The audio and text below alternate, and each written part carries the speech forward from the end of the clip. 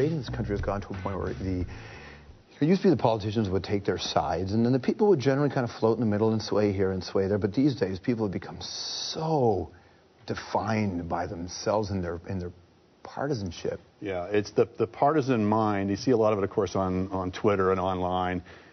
People like to belong to a team. They like to have a tribe that they belong to because, among other things, it relieves you of the obligation to actually think about what you think about it. You can just say, well, what does my team think about this? And away you go.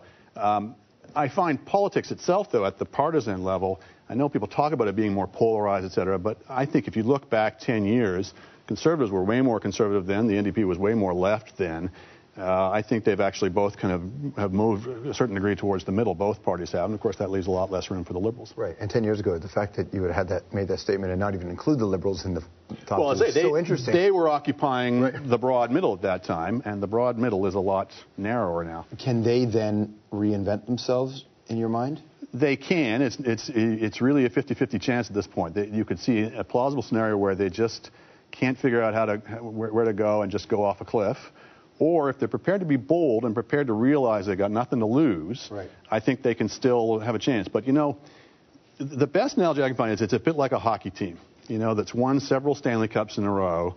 But that last one, they're winning it with 42-year-old veterans. Does this sound familiar? And that's a long wilderness for the Maple Leafs. And then you got to go in the basement for a while.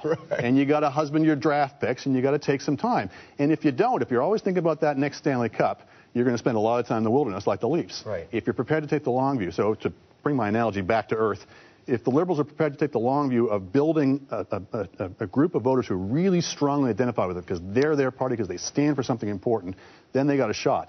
If it's just about can we get back into power next election, can we get a really attractive leader, I think they're in trouble.